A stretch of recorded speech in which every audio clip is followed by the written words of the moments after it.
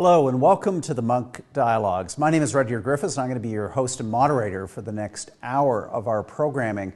What is the purpose of these dialogues? Well, for the last number of weeks, we've been gathering here once a week in the evenings to have a discussion about the world after COVID-19.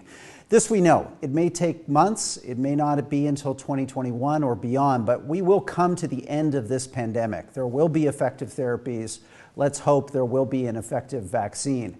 At that point, we're all going to live in a different world. We're going to live in the world after COVID-19, a world that will have fundamentally changed in many, many ways, from how we live and work together to our collective values and the objectives that we put for ourselves and for our society in terms of our economy and international relations and international affairs. So what we're going to do for you over the next number of weeks is convene people who we believe are some of the world's sharpest minds and brightest thinkers to weigh in on the big issues that will shape and define that post-COVID-19 world. This week, we are extremely fortunate to have one of, I believe, one of the world's most thoughtful and really nuanced thinkers about the global economy. His name is Mohamed El-Erian. He's the chief economic advisor at Allianz, which is one of the world's largest wealth management and insurance companies headquartered out of Europe. He's the former CEO and chief investment officer of PIMCO, the world's largest bond fund. And he's the author of a great book, a book that certainly has motivated me in my thinking about the global economy and where it's headed. It's called The Only Game in Town, and there's a new edition of this book out right now that captures, I think, many of the key themes and issues that we're going to discuss together in the next hour. So let's bring up Mohamed El-Erian, our guest tonight, and welcome him to the Munk Dialogues. Mohamed, great to have you on the program. Thank you so much for having me. Well, let's jump right in here with a question for you that frames this debate, this conversation in the context of these dialogues. I want to ask you to kind of look forward, look beyond the next days and weeks, to give us your thoughts on what will be the lasting legacy, the lasting marks that this epidemic will have imprinted on the global economy in the years to come. What do you think its true impact will be, and how will that impact be felt? So let me just say that this is a really important question, because when you're in the midst of crisis management, you don't often think of what's on the other side of the crisis. And the big lesson we learned in 2008-9 is that you can win war against a global depression, which we did, but you've got to also secure the peace. You've got to win the peace, which we didn't. The global economy did not come back in the way it could have come back in terms of high, sustainable, inclusive growth. So it's very important to ask the question during the crisis, what world should we be thinking about?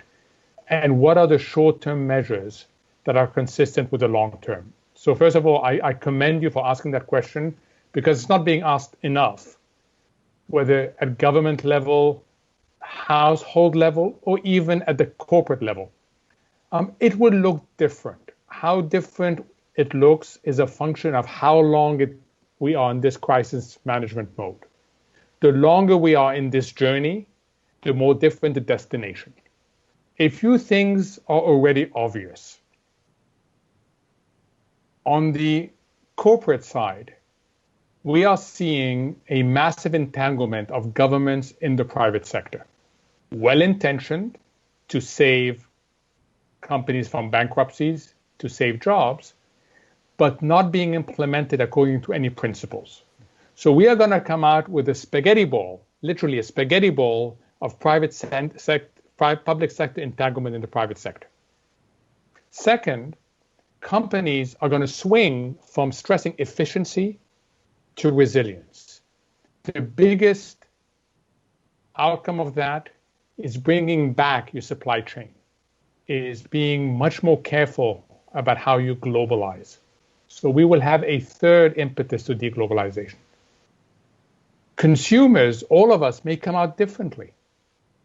We may come out more risk averse. In fact, if the shock lasts a long time, we may be a repeat of the Great Depression frugal society. Workplaces are going to look different. The system will have more debt, and hopefully, and this is where I'll end, the good things will also be extrapolated. And we're seeing some good things that we must not lose sight of. First, awareness of what are called tail risk, small probability events that have huge consequences. We're more aware of that, so this may be a good time to deal with climate change, which is not a tail event anymore. Actually, the probability of damage is high. We've also seen what happens when we don't have global coordination. Maybe we'll emphasize that. We have seen the private sector do amazing things individually and collectively. We've also seen better private-public partnership. And finally, we've seen great acts of kindness and recognition for the people at the front line, the nurses, the doctors, the teachers who have had to shift to virtual teaching. So there's lots of good things as well. But the important thing is to understand it will be different. And you've got to have an open mind as how you navigate that difference.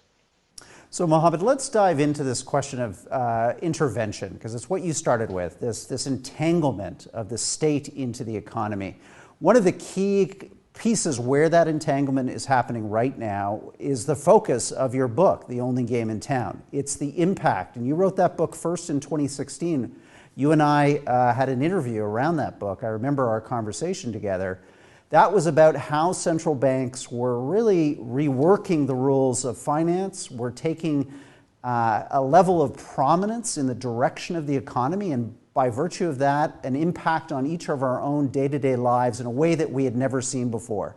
And that didn't simply end with the financial crisis. By 2016, when you wrote that book, it was in full force with quantitative easing and all kinds of actions and steps.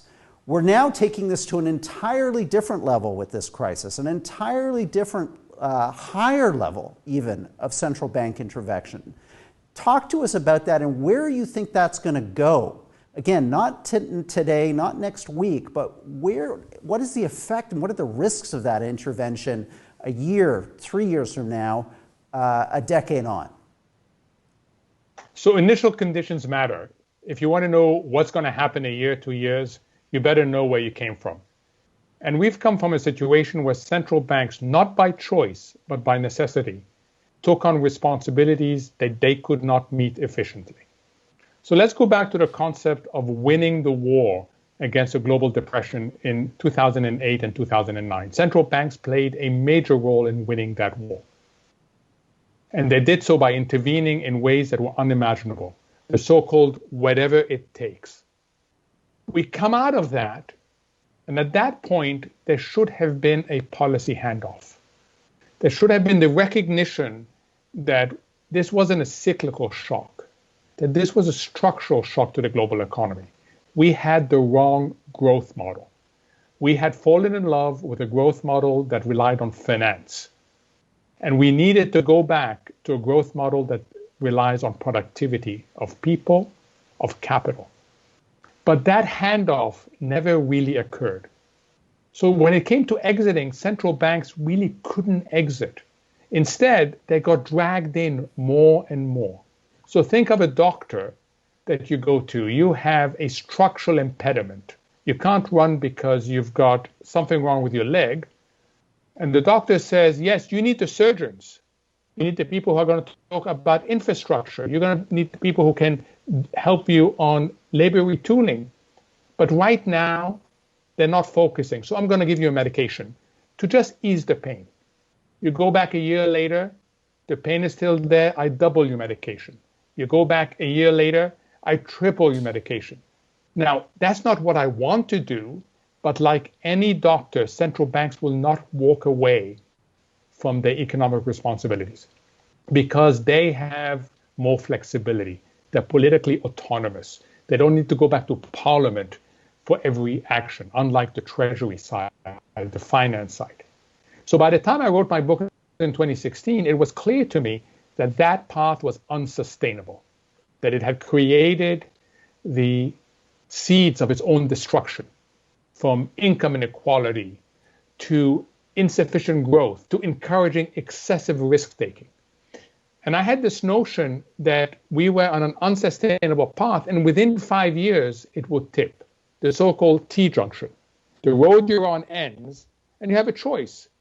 Go to something bad, the left tail of a distribution, or go to something good. And my argument at the time was that if we're not careful, we're going to be forced into a bad crisis, not by choice, but because we no longer have the ability to respond quickly, because our growth is not keeping up. Little did I imagine that the shock, the vulnerability to the shock, would come from such a major shock. So we have now hit that, and we are now looking at the deepest recession since the global depression. I can take you through numbers, but trust me, it's awful. Central banks responded, but had to do a lot more than they did last time, even though this was not a global financial crisis. So they are now involved in literally every market you can think of except one, stocks. The Fed is involved from the very highest market, the Treasury, all the way down to high yield, where there is high default risk. That was unimaginable. But they feel that they had no choice but to step in order to maintain the good functioning of markets. Unfortunately, that's going to have a whole host of new unintended consequences that we're going to have to live through. And it's one of these things that when you react in an emergency, in a fog of war, you tend to do things that are not perfect because the best can be the enemy of the good. But then you need a second stage where you, with the help of others, need to make sure to reduce the collateral damage. And that's why it's very important to start thinking now and not repeat the mistake of 2008 and 2009. We're going to get to audience questions in a moment, but Mohamed, I want your view on one other issue. You know, right now you look at stock markets in the United States. You're coming to us from Orange County, California. The S&P is back within its 12-month highs, yet millions, upwards of 24 million Americans now, and million plus Canadians are out of work.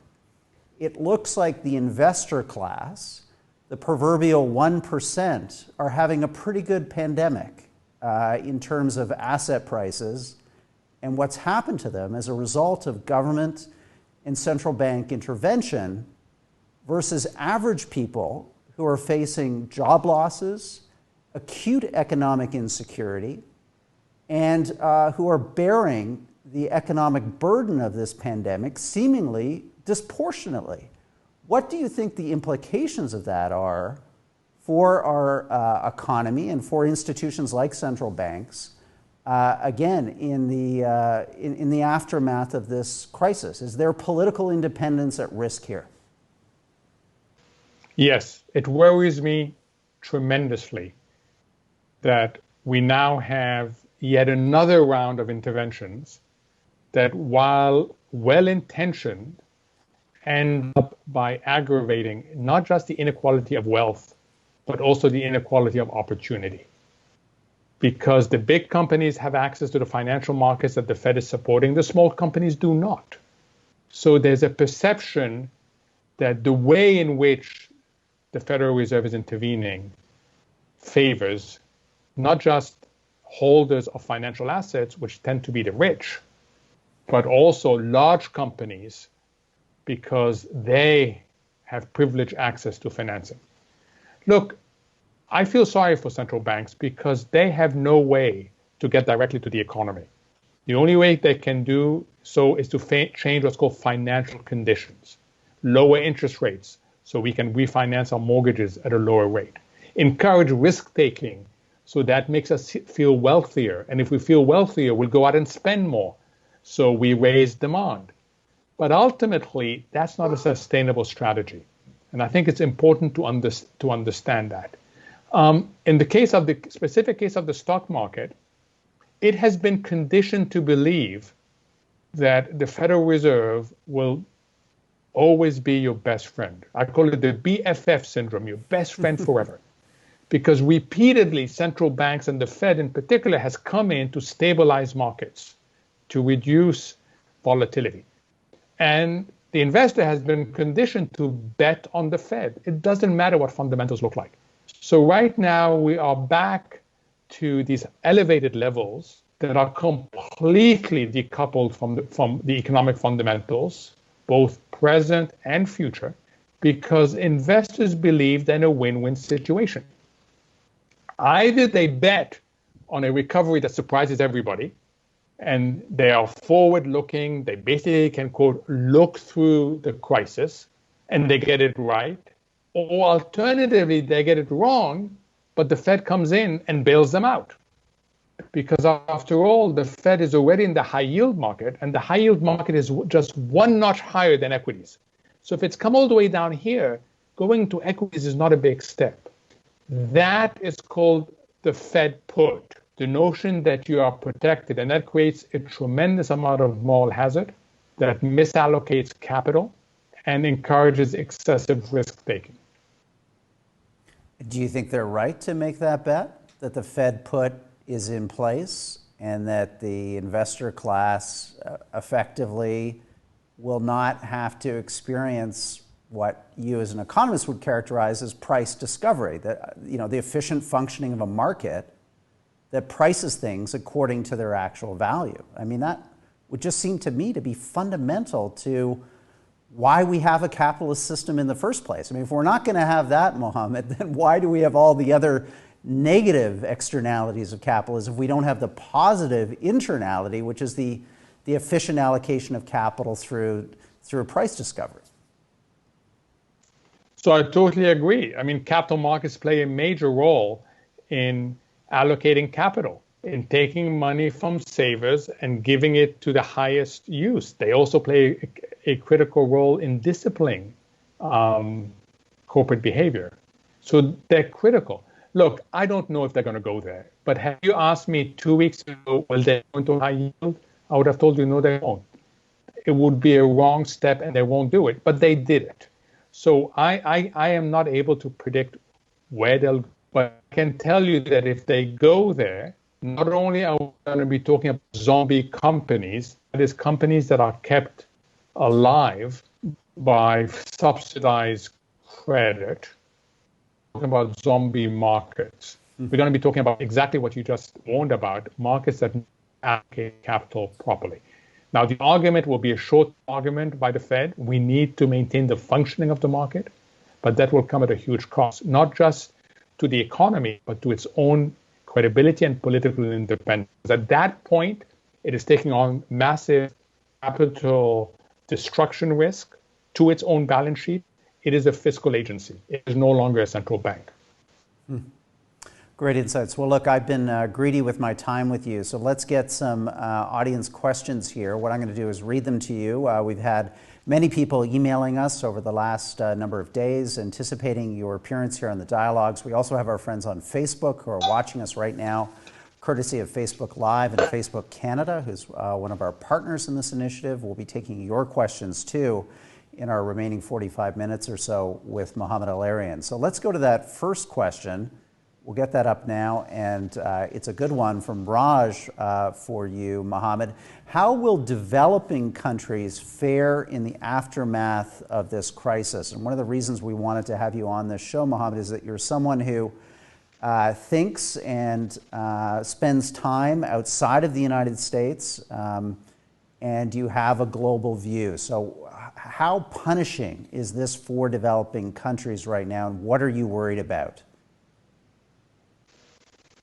Let me first thank everybody that has tuned in. I hope you and your families are safe, and I really do appreciate you taking time. And Raj, thank you for asking that critical question, because the focus right now has been mainly the advanced economies. The advanced economies are going through something that they've never experienced. It's called an economic sudden stop, when everything just stops and you destroy consumption, production at the same time. And we're not just seeing it at the level of advanced economies, we're seeing it at the level of the global economy. So this was unthinkable. The focus has all been on what the advanced countries and Singapore and China, of course, have been doing. The most vulnerable segment are the developing countries. So Raj, let me tell you what it looks like right now. First, they are now dealing with the spillover effects of what has happened to the other countries. Spillover effects means low commodity prices, food earnings, tourism, and money that's transferable who are working abroad. They don't have the ability to respond in a damage containment mode like we do. And therefore, the economic damage being inflicted there is high. And this is before we get an outbreak of the virus. Hopefully, we won't get it. But if we get the outbreak of the virus, let me share some numbers with you. Zimbabwe has 5 ventilators for the whole country. Nigeria, with a population of 200 million, has 500 ventilators. The care system will be overwhelmed very, very quickly.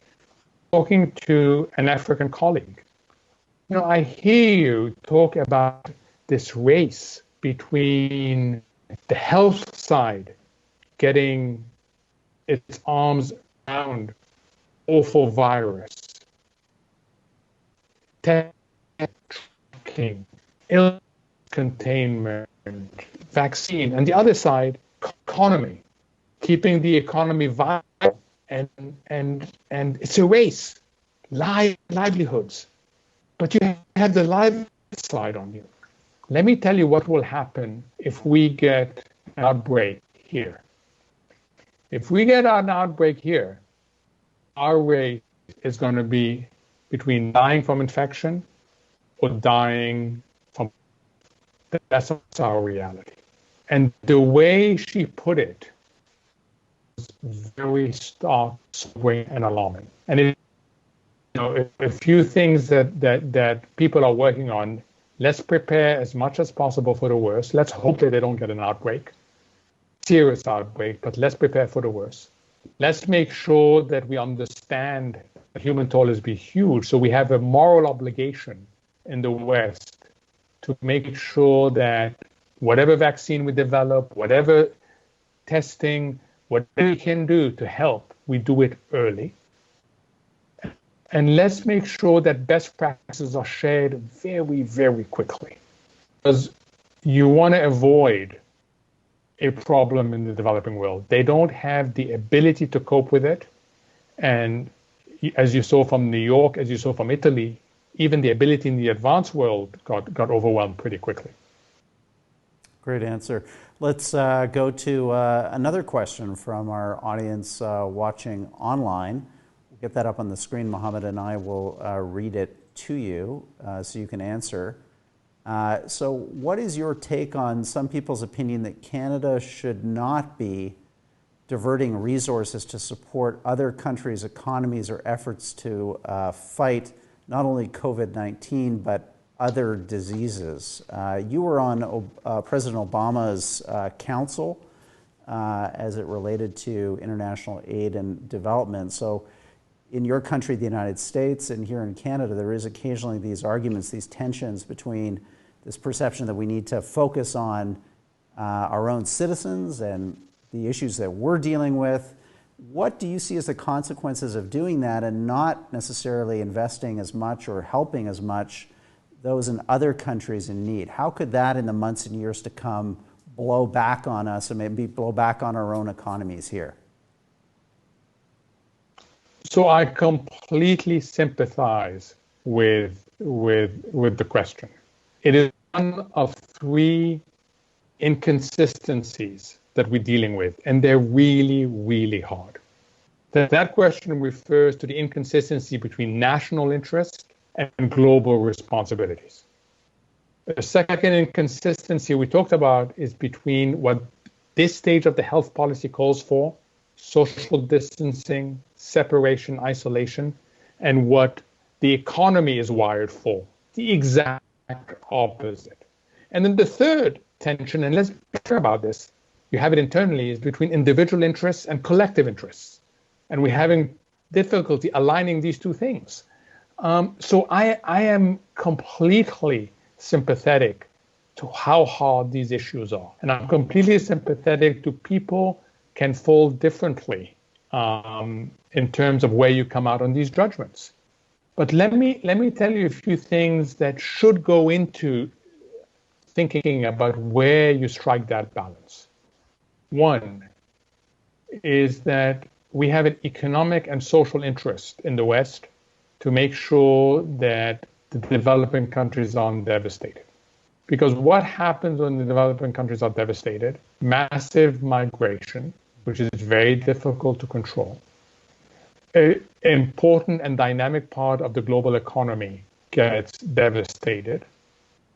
And that will impact our ability, including Canada's ability to export commodities. Who's the major high-intensity users of commodities? It's in the developing world. There's also national security interests. There's a battle going on now for the hearts and minds of people. Both allies and enemies are under pressure. And we are seeing competition. You will hear that China has now embarked on what's called face mask diplomacy. China is donating to every single African country's PPEs. There is a battle going on for the hearts and minds, and that has strategic implications for national security going forward. And finally, there's a moral obligation issues. We can afford lots of relief measures. We can also afford to help others. It's not an either or in the West. It's both. So I think you need to take these things into consideration. The best response is a collective Western response. Work through the multilateral organizations, enhance their ability to help, so that there is collective responsibility. Canada has been incredibly impressive and admirably so. In fact, has set an example for carrying more of the burden of global responsibilities when it has come to helping the developing world. And you have a lot of moral authority on this. So, I think continuing to do so, but trying to do it collectively is in everybody's interest. Good words, good words. So let's go to another question from our online audience. This is an email question from DeWitt, who's asking, with so many governments printing so much money, what are your inflation expectations for the next year and beyond for the G7 economy? So this is an interesting line to probe with you, Mohamed. So some people are saying, no, there's not going to be inflation because we're in this massively deflationary moment with supply and demand collapsing. Others, though, I guess, are concerned, and you're seeing this in the context of possibly rising gold prices and what that's a reflection of, that countries are monetizing their debts. They're printing money at a record pace, and could this lead to inflation? Because we don't fully understand how inflation happens. We still don't have a good grasp of that in terms of the economic fundamentals. Yeah, and it's one of the toughest questions in economics. And we haven't been very good at explaining inflation before this. So this notion that we can be precise, and I want to warn against false precision. I got into a rather difficult discussion once on TV that right at the beginning of this, I was asked to comment on a projection for US growth that had 1 decimal point to it. And I said, you know what? I don't know what zip code we're in. You're asking me whether the identification of a certain apartment in a certain building on a certain street in a certain zip code is correct. We don't know what zip code we're in. So we have to be really careful about false precision. And I think anybody who tells you with confidence they know where inflation is going to be is false precisions, because you have two very strong competing influences that have to do with the answer about where do we come out post-crisis. The liquidity side and the debt side, plus the lower productivity side, the supply side, suggests that yes, we will be more inflation prone. The other side, which has to do with whether consumers are more frugal, suggests that we may also have a deficiency of demand. So rather than have supply being less responsive and demand coming back up, causing inflation, we may have sluggishness on both sides. And it's not clear to me where this will go. So I think it's a genuinely difficult question to answer. What's not difficult is to answer what will happen for particular sectors. I think, certain sectors, hospitality, airlines, transportation, sporting events, are gonna be very disinflationary. You're gonna have to convince people in every way to go back and engage in this. The price mechanism is one mechanism. It's not going to be a very strong one, but it will be in play. There are other things that are going to be inflationary. So this is the irony that it's easier to talk about individual products because the supply and demand response is going to be very different than it is when you aggregate it all to the economy. And this problem of aggregation is one that fascinates me. For those of you who are interested in what's happening in the capital markets, reconcile this for me. The top-down people take very strong views as to where the S&P is going to be by year end. They have visibility. From a bottom-up perspective, the most common thing for companies to do is to suspend guidance. They no longer have expectations that they want to share as to where they're going because they can't see it. They don't have enough clarity on where they're going. So the top-down people are very comfortable predicting something that is an aggregation of the bottom-up, and the bottom-up don't know how to predict for themselves. Mm-hmm. And I think that contrast is going to be with us in many, many different areas. Well, thank you, Mohamed. What I always enjoy talking with you is your humility and your willingness to answer a question honestly and not just pull a number out of your hat and say inflation is going to be this or that. I'm conscious that we're at the bottom of the hour, and what we've been doing, Mohamed, through these dialogues, which has, I think, been very helpful to our audience, is getting your recommendations, our dialogue participants' recommendations for books to read to try to understand this moment and, more importantly, what might come after. So I'm wondering if you give us a couple of reading suggestions of yours, books that you've turned to try to understand this moment.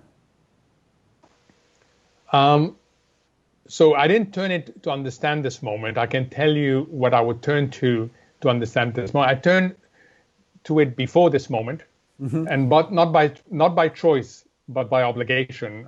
For the last 6 years, I have been privileged to serve on the Financial Times Business Book of the Year. Okay. So we get sent 15 books, and we go through them, and I end up reading books that I would not have read. And this book really struck me. And I read it a second time, believe it or not, when we got from the long list to the short list.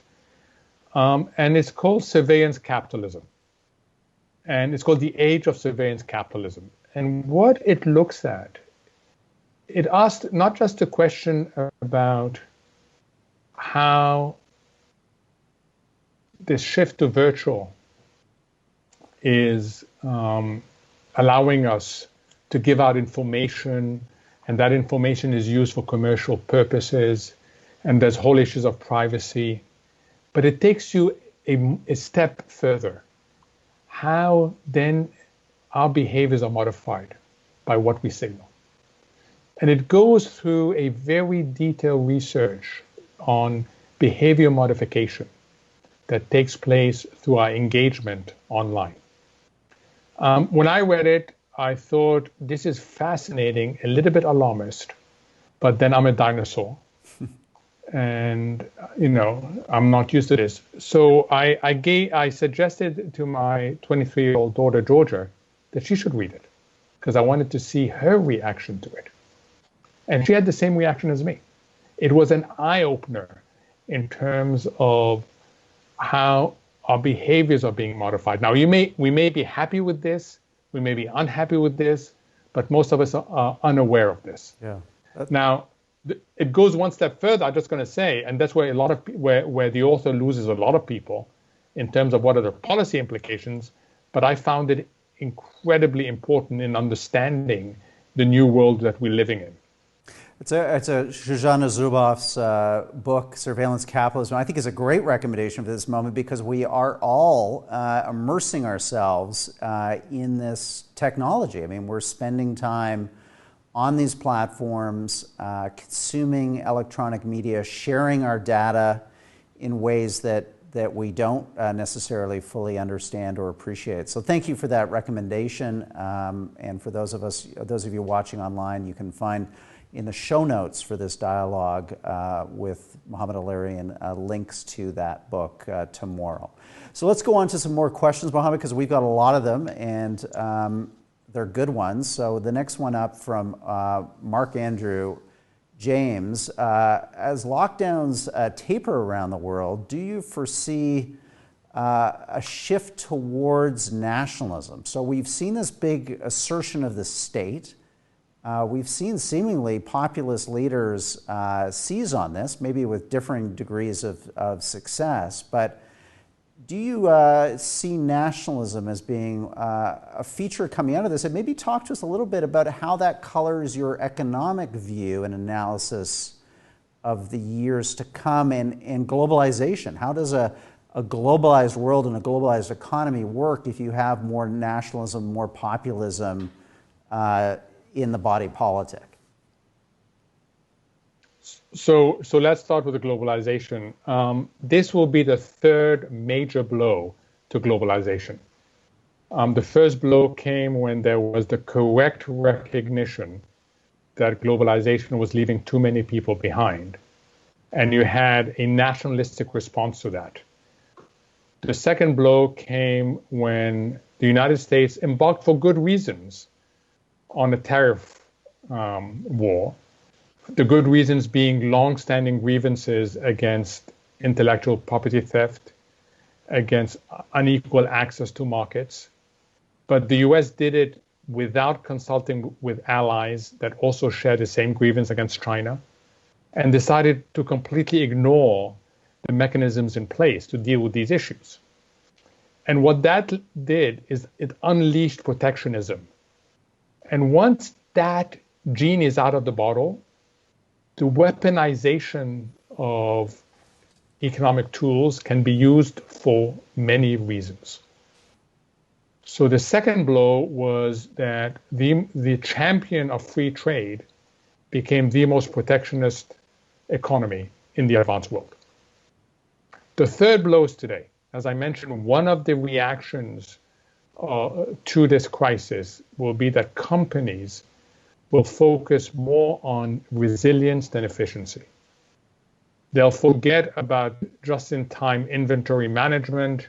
They'll put less emphasis on cost-effective global chains, supply chains, and they'll want to bring back activities that are closer to them. That, in fact, may benefit Canada and Mexico at the expense of other countries. But this is the third blow to globalization. It is hard for me to imagine that we haven't entered a period of deglobalization. Add to that we're also going to end up in a blame game. There's going to be a massive blame game once we deal with the lockdown, once we reopen, that will make us more nationalistic. And then finally, there's going to be a tendency, just like the question asked before, in a world where we have more debt, in a world in which jobs aren't going to come back quickly, and the extent of the hit that we're taking in the United States to unemployment is unimaginable. Unimaginable. 26 million people have lost their jobs in 5 weeks. That has erased the job creation of more than 10 years. It is 16% of the labor force. These jobs aren't going to come back quickly. It's going to take time. So there's going to be a tendency also to want to protect. The so-called home buyers will become stronger. So I do think that this is going to fuel nationalism. I do believe that we're going to enter into a prolonged period of deglobalization. And we're just going to have to navigate through this. Mohamed, we'll go to an audience question, but let me ask a quick follow-up, which is, going into this crisis, the United States and China were locked in an increasingly tense geopolitical rivalry that had a significant economic dimension to it. Who do you think comes out ahead after this pandemic? China or the United States, or is it a kind of pox on both their houses? So certainly it's the latter. In absolute sense, China and the United States will be worse off post-pandemic than they were beforehand. In relative terms, it's hard to call. I think China has seen an opportunity through what is called face mask diplomacy to come across as the more reliable partner. But ultimately, you shouldn't bet against the inherent strength of the U.S. The U.S. has both resilience and agility that allows it to navigate well most scenarios, or at least better, I should say better than most other countries, including China. So there certainly is going to be greater competition, but I don't think that the U.S. will lose its dominant role. I don't think that the dollar will stop being a reserve currency. I don't think the U.S. system will be used less by people who outsource their savings. I do worry that certain countries that have taken an option on both, think of Australia, think of Singapore. Okay, they have taken an option on U.S. security umbrella. They have also taken the option on China being their biggest trading partner. And the one thing that those countries don't want to be asked post-pandemic is make a choice. They don't want to make a choice. They want to retain optionality on both. And certain countries, I suspect, have to think very seriously as to what happens if we ask to make a choice between the security umbrella that's provided to us by the US, which is unmatched, versus the economic interactions that we have with China. Critical point. That's a challenge in the sense that Canada will face also. In fact, it's one that we're in the middle of. Let's go to some more questions for you, Mohamed. We'll get those up here on the screen and I will read them to you. So, how should economies prepare for a resurgence of COVID-19 or for the next pandemic, heaven forbid, COVID-20? Are you seeing a conversation or an awareness? I mean, you've talked about resiliency. Maybe go a bit deeper there and say, what do you think are the more fundamental economic shifts that will have to occur in order to create some robustness within our economy, within our society, to deal with these types of shocks? So the good news is that having been caught by surprise, there has been a major response. I participate in a conference called Twice a Week with experts, and it's really encouraging to hear what people are doing, how scientists have come together, how the pharmaceutical sector has come together. And you work on the 3 stages, which involve lots of private-public partnership. Stage 1 is just the ability to identify and contain a virus. That is absolutely fundamental to the ability to open safely quickly. Stage number 2, equally fundamental, the ability of the healthcare system to deal with surges. It's the surges that kill you, and literally kill you. And we are seeing much more focus on this. And we've seen amazing efforts in terms of how quickly you can build additional capacity. And as I said earlier, we're having much greater appreciation for people who deserve our appreciation and our admiration, which are the nurses, the doctors, and other medical professionals. Those 2 things, to the extent that we make success on them, which I think we will will build our resilience to deal with a future pandemic, which I hope we don't get, but it will help. And then the third issue, of course, which is critical, is immunity. Developing either a vaccine or developing some sort of community immunity, and that's critical. That's the long-term answer. In terms of what we do to make sure that we don't rebuild this conflict between what the health response calls for and what the economy is wired for, that's a fundamental conflict right now. Lives versus livelihood. Building economic resilience is key. And what we are doing now is understanding that we don't have the pipes to use if you have to bring an economy to a standstill. We're building them. And part of the reason why the relief effort hasn't been as effective as the desire, the willingness to help. The willingness to help has been enormous. The effectiveness has been less, is because you're building pipes. We don't have the pipes. We don't have a system that delivers what we need when you bring a whole economy to a standstill. So these pipes are being built. And that, again, will help us long term. And then finally, I think individuals and companies are going to build their own self-insurance. It is not efficient. Let me be clear. Self-insurance is not as efficient as pool insurance. If you are insuring on the for medical purposes, it's much better to be part of the Canadian system statewide or some sort of health insurance in the United States than to self-insure yourself against every disease. But the reality is that we had taken our level of self-insurance economically to very low levels. And I think we will come out with better appreciation that we need to increase our self-insurance. So I'm pretty confident that when we come out of this, we will be more resilient. And my hope, as I said earlier, that it also allows us to preempt problems in the future. Climate change being something that is actually not so much in the future. It is a present danger right now.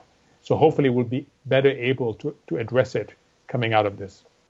Yeah, that was a message that Fareed Zakaria on our dialogue last week reiterated. So we're hearing that from you too, which is an important takeaway. Let's go to our next question. We'll see whether it's coming from our friends at Facebook. Here's Pam.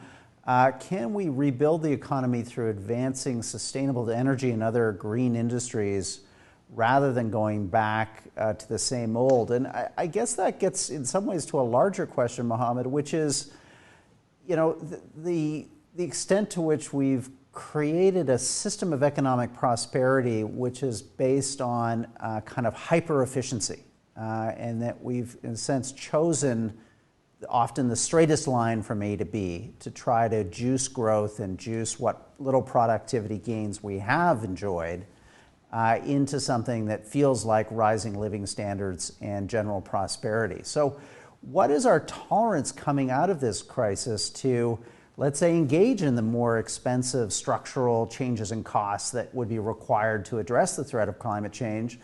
Could we have an opposite reaction which says, look, all that's got to be delayed because all that's important right now is growth and getting this economy moving forward and returning prosperity to societies as a whole? We could have that. It's a risk I worry about, and it would be very upsetting if that risk were to materialize. We have a golden opportunity at the level of both companies and governments to use this awful window, this tragedy, to do things that are consistent with where we need to be over the longer term. I go back to this notion of you managing not just a journey, but you're also managing for a destination. And there's nothing predestined about that destination. It's going to be a reflection of our choices. So to go back to Pam's question, we can, we should, but I can tell you in the case of the United States, we're not. We're not yet because in crisis management, you get stuck in what's called active inertia. If I may, here just a quick diversion to behavioral science. When you get taken out of your comfort zone, you tend to have three reactions. One is denial. You don't want to be taken out of a comfort zone. You absolutely deny that you're being taken out of your comfort zone. We are not able to do that when you can't even go outside your house. The other one is something that married couples do very well. You reframe the issue. You hear something uncomfortable, you reframe it to something comfortable. Someone complains that you're messy. Oh yes, I'm messy because I don't have time to do so. I work so hard, and look at the benefits of how I work hard. Okay, we can't do that either because the reality is on us. So the third risk is what's called active inertia. We realize we have to do something different, but we end up doing the same thing. If you take a Canadian or an American, just an English speaker, put them in France, have them ask a question to someone French who either doesn't understand English or doesn't want to understand English, the French person does like this. The most likely reaction of the Canadian or American tourist, in fact of any tourist, is to say the same thing in English but slower and louder. And that's called active inertia. Your brain tells you you have to do something different, but you end up doing the same thing. Right now in the United States, our crisis management has been active inertia. We have reacted very quickly and with a major effort, but we are doing things that work for the world of old, not the world of new. Let me take the example. Airlines, and now soon the oil sector. Our approach has been, these are the exceptions. They're particularly hard hit. And we're bailing them out. Certainly we've done so with the airlines. There's talk about doing that for the energy sector without any questions about why are we bailing them out, on what terms, what is their role in the future economy, and what does the exit strategy look like? And it's understandable in crisis management, you don't want to make the best the enemy of the good. But if it turns out that this crisis management stage is not what the game theory is called a one-round game, if it ends up that we are in this, unfortunately for a while, we need to make sure that we are both looking at what's urgent for the short term and what's important over the long term. And that is true not just for governments, but for business as well. This is a golden opportunity for business to look at how it's doing things and ask itself, should I be doing things differently? Great analysis. Let's go to another question for you, Mohamed. We're going to take this one, I believe, from our people that have been emailing in to our Munk Debates Dialogues account. Assuming the U.S.-China supply chain is uncoupled, which country region do you think will benefit in the most in the next 3 to 5 years? North America, India, Asia Pacific, other than China, or the European community, the EU? Where, Mohamed, if you've talked about this already, this idea of insourcing and the need for resiliency on the part of businesses which have been shown by virtue of this crisis the fragility of some of these global supply chains. What part of the world benefits the most from that shift? So here's a prediction that this will be the waterfall of decision making for companies looking to rewire their supply chains. Can we bring it home, and how much will it cost? If we can't bring it home, can we do it within the USMCA? Can we do it in Mexico and Canada, where we have more certainty, more legal certainty, more institutional certainty? How much will it cost us, and can we do it? If we can't do it there, Europe. If we can't do it in Europe, other emerging economies, particularly the Vietnam, Indonesia, Philippines. But I suspect businesses will go through this waterfall, and the first time they'll hear yes from the CFO and the technical people, that's where they're going to stop. And that will be predominantly in the first 2, maybe 3 levels. Before this crisis, I would have told you that it is countries like Vietnam, Indonesia, Philippines that are benefiting from the impact of the trade war and people revisiting their supply chains because of the trade war. Now I think it's going to come closer to home. And closer to home starts with being at home or being close to home, or being close to something that looks like home. Could be bullish, or could be an opportunity for Canada in that view, which is interesting. I had not thought about that. I'm just conscious of our time. I'm going to try to squeeze in a couple more questions because there were a lot for you, both on Facebook and on email. So let's go to the next of those. We'll try to get a couple more in before we conclude this dialogue. So Peter is emailing us saying, how will the economic shutdown affect the housing market? And if you have some views in Canada in this regard, I mean, housing here in Canada, Mohamed, a bit like the United States, but even more so, has just become a hugely significant piece of our GDP. I think almost 8-9% of total GDP tied up in housing. Do you see a long-term correction? I guess that's in some ways related to borrowing costs and the credit worthiness. What's your outlook on housing? Canada has been amazing to look at because you've tried everything. To try and control housing markets in Vancouver, in Toronto, and it's been fascinating to look at this. So, I tend to try to reduce things to just the fundamentals. I can't explain 100%, but let's try to explain 70 to 80%. So housing is about affordability. On the positive side is interest rates are low. They will remain low. So mortgages will cost you a lot less. On the negative side, incomes are going to get hit, and they're not going to recover as quickly as we'd like it to be. I think we are going to be shocked by the second quarter numbers. We're going to be shocked by the numbers for the year as a whole.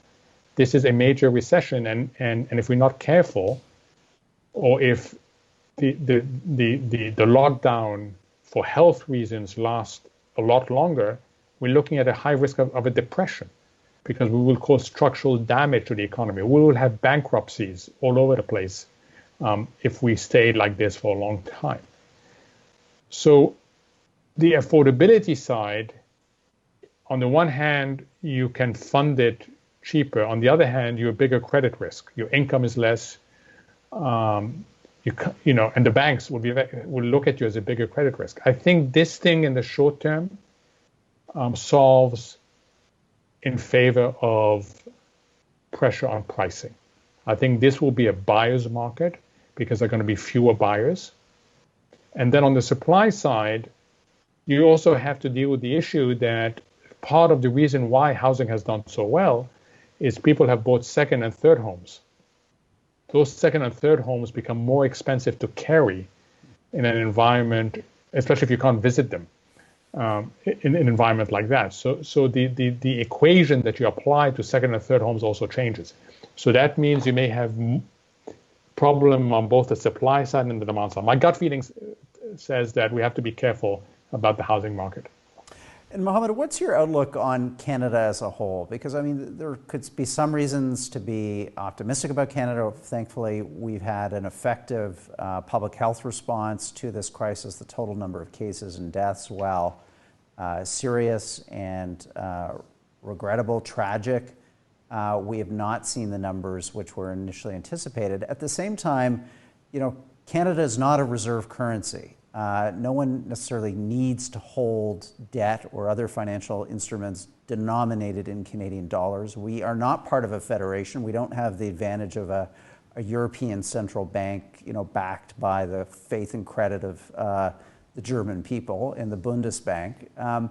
So what is your view and your advice for a small country like Canada, 35 million people, with high levels of indebtedness going into this crisis at the subnational level, the corporate level, and the individual level, better national debt, but still not insignificant? What's your outlook on Canada? So I think you have the advantage of very strong safety nets. So you can manage the crisis phase a lot better than others, and you have done so. Your health response, the extent to which your safety nets have caught people that have been hit hard, it's night and day compared to some other countries. So you have very, very relatively strong safety nets that are serving you extremely well. And that's important because you don't want short-term damage to become structural impediments for growth in the long term. So to the extent that you can hold it together, which you can do much better than others, you already are starting the post-crisis competition way ahead of others. I think that is very, very positive. But you also don't have some of the inherent edge, if you like, that certainly your southern neighbor has. I don't think it matters that much in Canada's case, but it also makes it even more important to start making the difficult choices now. We are all going to have difficult choices to make in the post-crisis landscape. It's a different world. It requires major reallocation of resources. And the earlier Canada being in a good position during the journey makes it able to discuss the destination much more than others that are in full crisis management mode. I remember the first stages of the crisis management when I was at PIMCO. It was about safeguarding our clients' assets. Someone comes into your room, to your desk, and says, "Hey, I have an idea for how we should be positioned." You'll say, "Fine, keep that idea for now. I'm doing something else." The sooner you can finish doing something else and start thinking about what you're going to do next, the better you're placed. And I think Canada is uniquely placed in this regard, but needs to do it. There's nothing automatic about implementation. It takes people, it takes systems, and it takes dedication. Great. Let's just squeeze in a couple more questions. I'm holding here past the top of the hour, Mohamed, just because we had so many of them for you. So I appreciate your forbearance here. We're going to go a little bit longer on this because they're good questions and you're giving us great answers. On a scale of 1 to 10, what are the chances, do you think, of a recession tipping into something worse, something that has the characteristics of a depression? This is from Tristan, and she adds, I think, in an interesting codicil to that, and what would have to go wrong for this to happen? In other words, what should we be on the alert for in the coming weeks and months to understand that there could be a bigger risk than simply a bad recession? So let me start with the second part of the question because it informs the first part. There are three major risks. One is on the health side, that we're simply not able to contain it, and we get a stop-go process. And at that point, you have a host of problems. If you do a W, so you come down, you give everybody hope that you're starting, and you come down again, that is much more costly than just doing a U. You get adjustment fatigue. You get people losing trust in our ability to address that crisis. So the first thing to make sure is that we don't end up with the Singapore experience, which has surprised everybody. Singapore dealt with it very well, restarted, and now it's had to shut down again.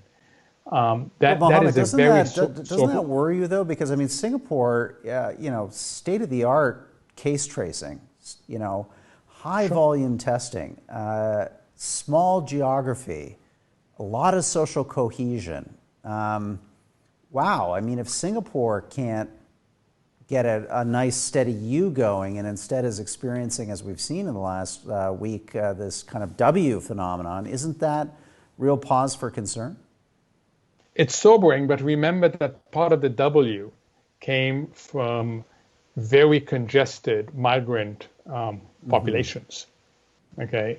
So they had a vulnerability that they knew about, but they thought they could control. Look, the problem internationally is you give me Singapore, I'll give you Germany, right? You give me Japan, I'll give you Sweden, right? And soon in the United States, we are reopening in a completely unsynchronized fashion. So we're going to have a national experiment in the U.S. Of different states doing different things. So the first thing is the health side, that we end up having another lockdown forced on us, or we have another round of the pandemic. The second concern is a market accident. We came this close on the Tuesday 3 weeks ago, this close to having a combination of a global depression and a global financial crisis. And had the Fed not acted the way it acted, we would have had that. So we have to be careful we don't get a policy mistake. A market accident. And the easiest way of getting a market accident is a policy mistake. So if we add these three things up on your scale, where 1 to 10, let's call 1, what a ridiculous question. Of course, we're not going to get depression, a Great Depression. And 10 is, of course, we're going to get a Great Depression. I would put us at 5 right now. It's a wishy-washy answer. No. I know that. It's far along the scale. But that's the uncertainty. Yeah, great. Okay, one final question tonight, Mohamed, and then we're going to let you go. You've been very generous with your time. So let's look for that question now, and I'll read it to you, and we'll get your answer. Here it comes. So it's from Jan. Does this pandemic weaken the neoliberal argument that small government is better for the economy, or does this pandemic suggest that we need a strong, resilient government with a more socialistic plan that has greater control over the economy? Great question, Jan, for us to end on, because it is a big one, and it's certainly one I know in the United States, Mohamed, with an upcoming presidential and congressional election, that there's going to be a pretty hot conversation around in the months to come. You know, they always tell you the last question is the one that's going to trip you up completely. Or put differently, you know, when you are a speaker answering a question, there's a thin line that divides courage from stupidity. And it tends to be the last question that tips you over. So, Jen, let me tell you, that is a great question. That is a great question. We have stumbled into big government. If you're an economist, there were 2 theories that were deemed by most economists to be completely impractical, and really they weren't studied enough. One was universal basic income that came out of the technology side, that people are being marginalized. Society may own the obligation to pay a citizen simply for being a citizen. And the other one is called modern monetary theory, MMT, where there's no limit to the size of government other than inflation happening. And we've learned that inflation doesn't happen very quickly. So really, there's no limit to the size of government, and the central bank can simply fund governments.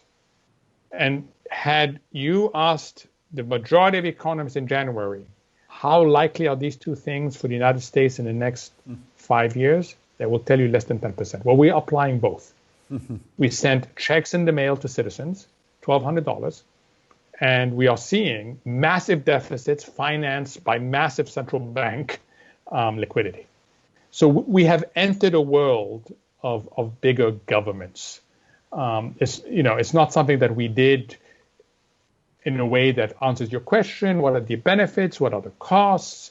We just stumbled into it, and that is going to fuel, like you say, a massive debate as to how quickly can we unwind that.